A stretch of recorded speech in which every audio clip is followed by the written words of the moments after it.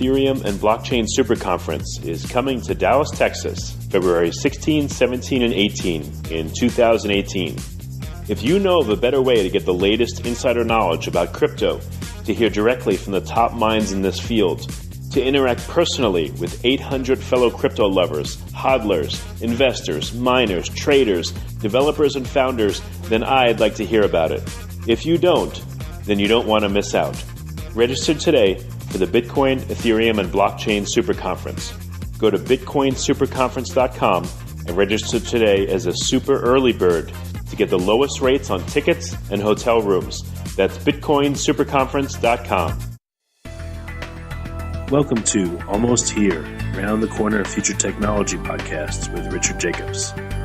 Future technologies poised to transform our lives for better or worse are the focus of this podcast. Almost here means these technologies are now here and starting to be used, or just around the corner, from Bitcoin to artificial intelligence, 3D printing, blockchain, virtual reality, and more. Hello, this is Richard Jacobs with the Future Tech Podcast. My guest today is Joseph Wang, founder and CEO of Cryptohwwallet. Joe, how you doing? I'm very good, Richard. Nice to be on your show. Yeah, thanks so much. So tell me about Cryptohwwallet.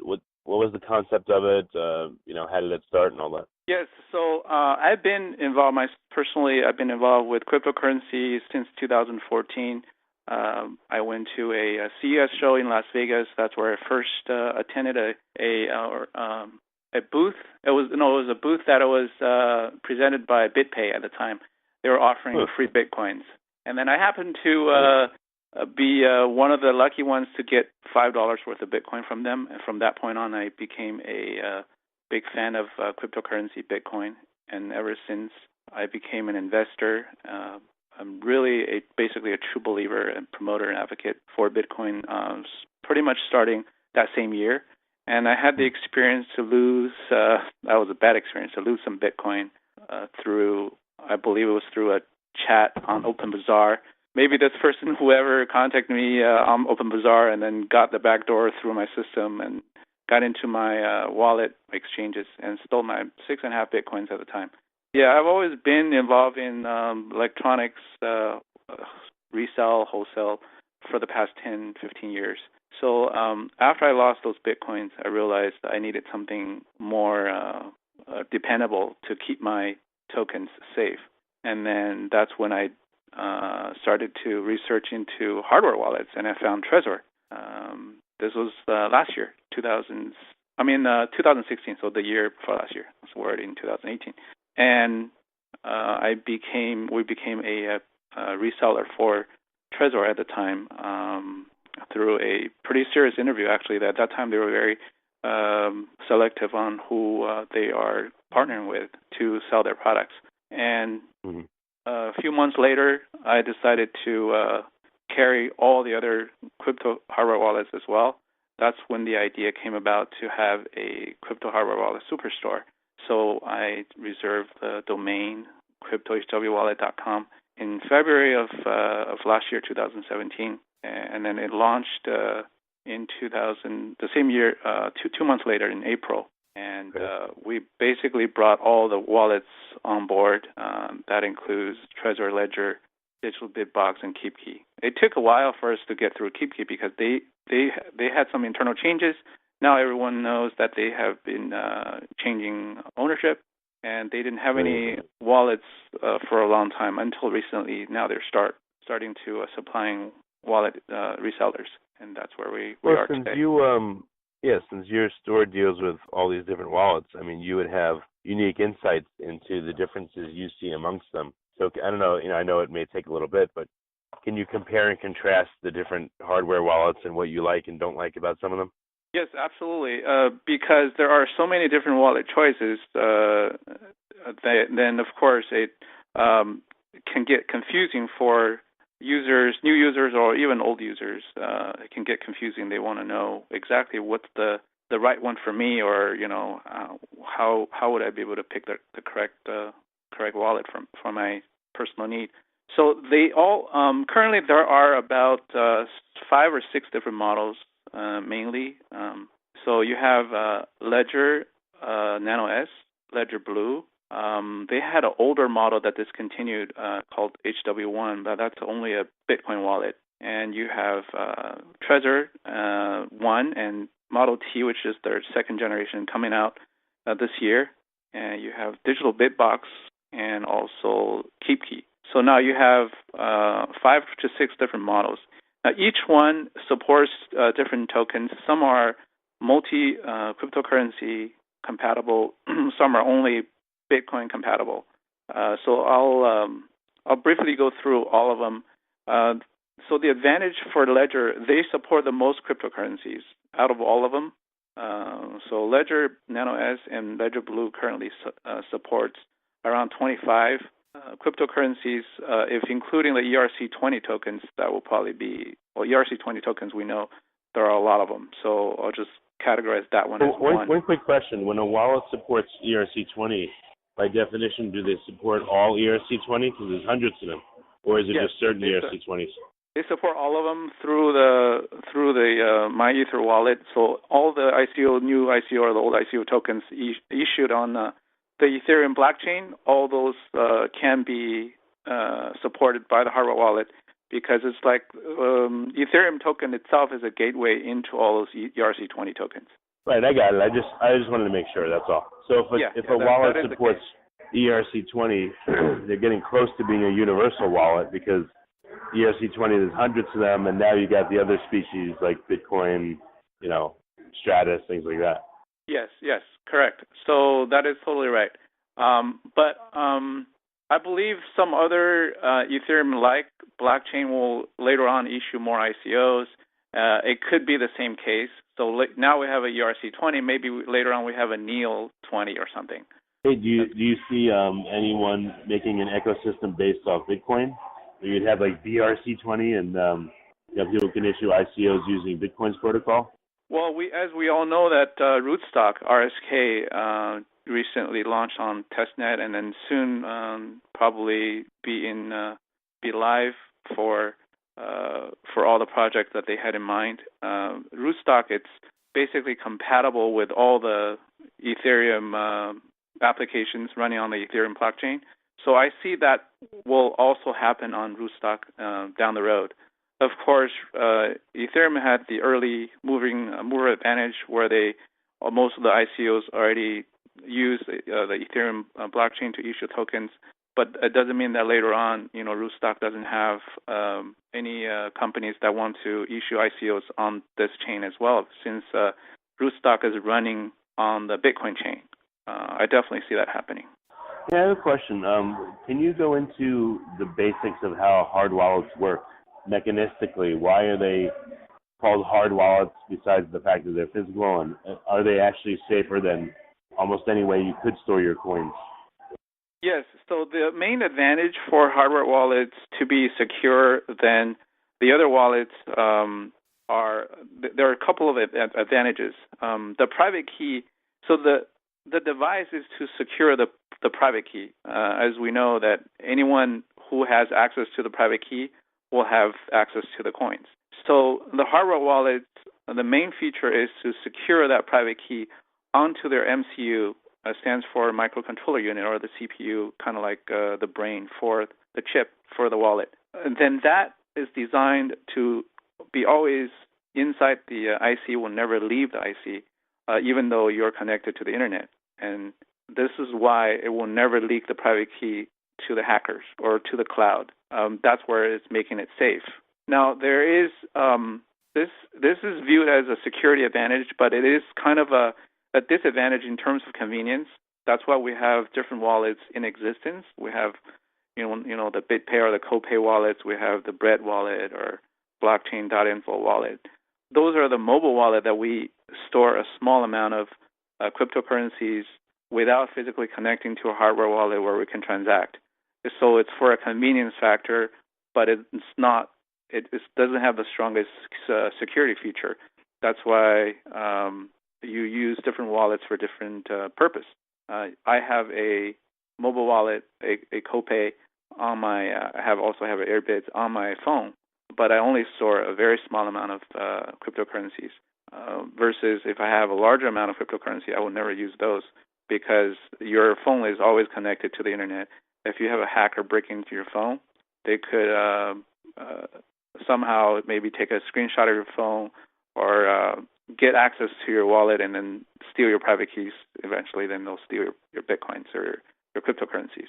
Yeah, if you're copy pasting a private key on your computer, it could be stored there. I mean, it could be stored as a file on the computer or the phone. Many different places where it's vulnerable.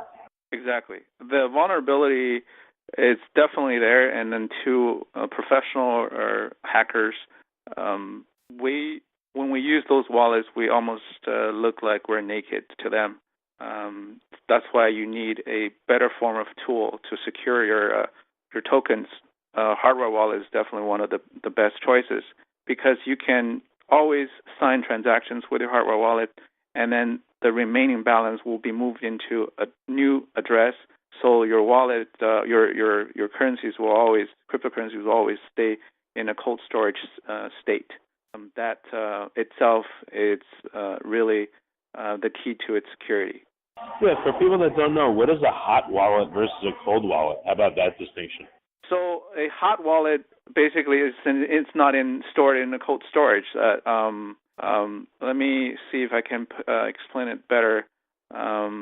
We have all the exchanges keeping their cryptocurrencies for withdrawals or moving around. They keep a small portion in the hot wallet, so it's easier for access. And then they have the majority of their cryptocurrencies in cold storage, where it's isolated from the internet, from the cloud. I guess the way to differentiate them is one is consistently on the internet, the other one is offline.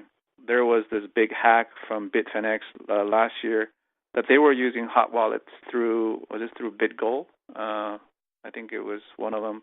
But even though they had multi-party private key mechanism, but for some reason it was still compromised where they lost $120 million. That was a big shock wave sent through across the cryptocurrency space. A huge drop after that news broke out because people were really a lot of people lost money for sure, and then people were worried about that this cryptocurrency will be dumped on the exchange across the market. Yeah, makes sense. All right, so beyond the number of tokens that hard wallets can have, what are the distinctions you see amidst the different companies?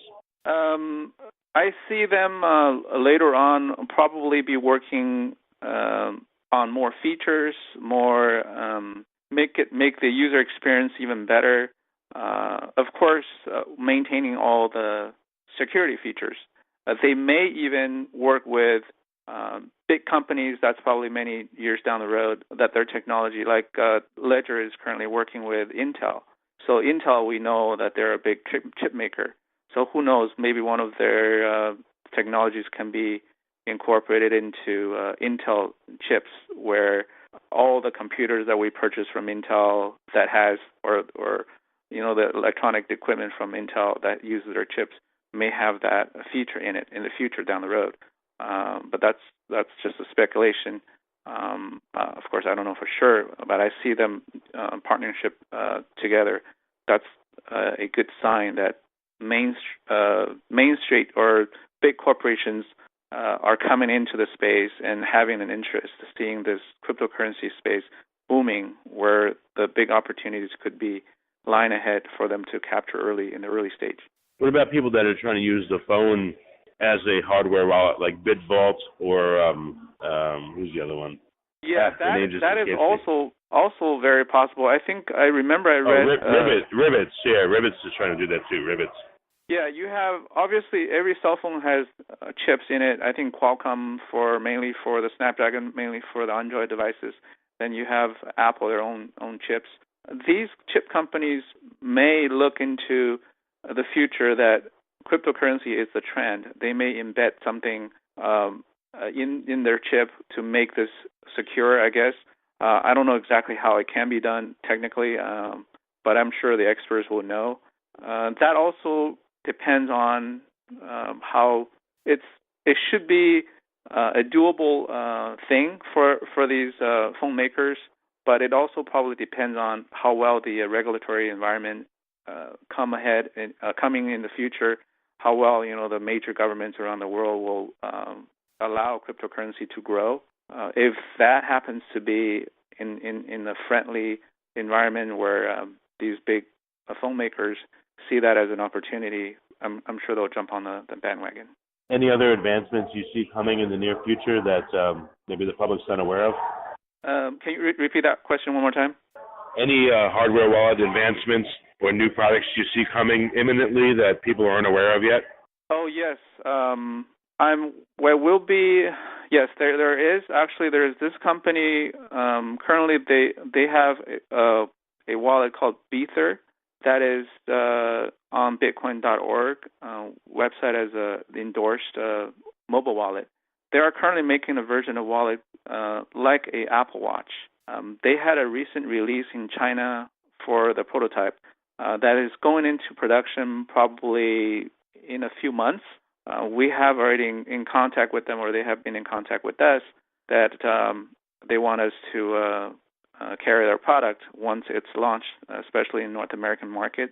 That is one of the items, and then one of the wallets. And then there's another one that looks really like a cell phone called Kushen. It's also a Chinese manufacturer. That is not a Bitcoin.org certified device yet, but but that's already in existence. I know a lot of the cryptocurrency investors in China already start using that. They have a fairly good feedback, is what I heard. But for us to carry any of these products, we have to make sure that they are absolutely safe. At least when they're getting certified by Bitcoin.org professionals, we feel more comfortable that their wallets are sound. As far as improvements, last year when we were meeting with Ledger CEO Eric, he kind of gave us some insights about where Ledger Nano and Nano S and where Ledger Blue will be heading this year. But that's at the time they were not as busy. For the past 6 months or so, they basically were completely overwhelmed with the amount of demand. So I don't know if they increased their staffing, but I don't know if they have caught up with the new crew. That's the development team adding or advancing those features yet. But the feature that he was telling me was about adding Bluetooth functions on the Ledger Blue, and also adding more memory capacities for both the Nano S and Blue, because currently they both have very limited memory capacity that can only support a few tokens at any given time. You have to delete and reinstall some other tokens in order to access to all of them, which that is really disturbing, because for devices to add a little extra memory holding that cryptocurrency app shouldn't be that big of a deal, or shouldn't be that big of a challenge. They just need to make some adjustments on the design and then, I guess, increase the memory capacity. We have numerous customers that either email or call us or regarding this issue, that they cannot support more than 5 on the Nano S and maybe 9 on the Ledger Blue. That is an issue, a bottleneck for this particular device, even though they're supporting already 5 times more the amount of cryptocurrency they support, but the wallet can only hold 20% of those cryptocurrencies at any given time because of memory limitation. But those are the advancements that their Ledger is going to make. And Trezor, we already know the Model T has been announced since last year, but because they're also overwhelmed, so they are going to have production this year. Last word we heard was sometime in April, the first pre-orders will probably be shipped, and then all the B2B, we're consider their business-to-business customers, where their biggest resellers, we probably won't get it until July, summer, or even towards fall. That is, and then they also will have a new wallet, is what I heard, with the screen supporting more altcoins. And Keepy, we have not heard anything. They recently made an announcement that they're going to support ERC20s. So those are the updates, I guess. That's what we have, the information. There was a recent hack. Someone bought a second-hand hardware wallet, and their coins were stolen off of it. Can you comment on how that could have happened? Yes, this is obviously this was a terrible accident. I think the person purchased that wallet as a Ledger wallet from eBay, lost around $30,000 of cryptocurrencies. If that person was not or had more reading about wallets, about their wallet, how to use, what happened is that the scammer sold the wallet. It was an authentic Ledger wallet, but they included like a scratcher type of those lottery scratchers with the private key, with the master seeds, the 24 vocabulary words underneath. So the user who bought this wallet thinking, scratch under, finding those 24 words that the scammer previously had created. So the user basically used those master seeds instead of creating his own. That's when, after he put the tokens, the scammer came in, and because the scammer had master seeds, the scammer must have a copy of the wallet already set up, ready just to take whatever token that the person is putting in. That's how the scam happened. And then Ledger had got involved with this. Now they have, if you go on their website, they see you don't want to use any wallets that has been initialized or has been. You only want to use a wallet that you create your own seeds, master seeds. You don't want to use any wallet that has been used, especially if it's been initialized. I don't think if it's been used is an issue. If you can reflash the device, I'm very comfortable if you can reflash the device, creating your own seeds, you generate your own master seeds, then nobody has that copy, then it's completely safe. So that's what happened. That's pretty creative. So, yes, the scammer is very creative. So because there are so many opportunities out there for scammers to scam people, for new crypto investors, it is very, very dangerous. And I strongly suggest that you do more reading about security before you jump in putting a lot of money in. If that person was more careful, probably this incident would have been avoided. This is why you also want to go through credible dealers. We're definitely one of the credible dealers. We're authorized by all 4 wallet makers. We're specialists in accessories, wallets that can be verified on their website. We are very actively sponsoring events. Obviously, this event that's coming up in Texas, and we're also going to be in Miami next week. So you want to buy from credible sellers who basically acting as a form of screening for the users instead of buying just from anyone and without their credibility. It could be a scamming deal. So okay. Well, last item. So you're going to be coming to the Bitcoin, Ethereum, and Blockchain Superconference. Any hints about what you're going to talk about? Yes. So we're going to have a booth. Yeah, our specialty is in Cryptohwwallet. So that's what we're going to be focusing. We're focusing on Cryptohwwallet wallets. We're focusing on hardware wallet accessories. Currently, we have 14 SKUs. These are specifically made for these hardware wallets. So for those of who own wallets, you want to accessorize your wallets, make it look better, nicer, with a better user experience. When you put a leather case over the wallet, it protects the wallet. It makes the touch softer because it's real leather. All that can be a good user experience, as well as protecting the wallet. The idea for us to come up with this leather case was when I first had that Ledger Blue early last year, when the first batch of Ledger Blue came out. When I had that wallet, it was a beautiful wallet, except the edges are really sharp. It was really slippery. I almost dropped it. I said, this wallet needs a case that protects. If you drop it, you probably crack the screen. It's around $400. Actually, people selling for $1,500 on Amazon now. It's an expensive wallet, and it's a headache. If you break it, you need to try to get another one, try to recover it. It's a headache. So you want to protect it well. So we came up with a beautiful leather case that even Ledger loved it. They sent out a tweet for this particular leather case. So the idea came about. We created a leather case for Ledger, for Trezor, for the Nano S. We recently made the keychain for Digital Bitbox and KeepKey. So we have a full line of leather cases and accessories. We're continuing to add more exciting products around whatever we feel it could be a good need, it could be a good fit. We are going to add on. We just recently opened a branch in in China, we hired an entire whole team that we're going to work on this entire team in product development. So that's also an area where we're specializing accessories for hardware wallets. And that's what we're going to be pitching. And we're going to have a booth over there. Hopefully by then we have enough wallets, because right now both Trezor and Ledger are out of stock for at least the first quarter of this year. If we have enough wallets, we'll bring some wallets to the booth so people can feel, touch, and buy. I know we will have some for sure, but we just don't know we're going to have all the hot ones. We've completely ran out of Ledger Nano S. Hopefully we still have some Trezors left. Yeah, the conference is in March, and we're not going to get any wallets probably in late March or early April from Ledger. That's the last word we heard. We have a huge order with them on pending, but they just could not ship.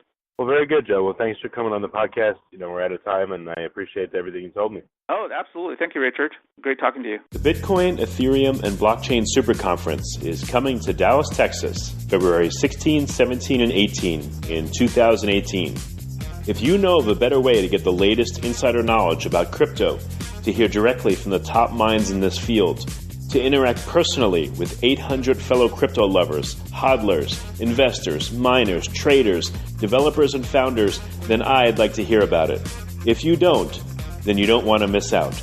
Register today for the Bitcoin, Ethereum, and Blockchain Superconference.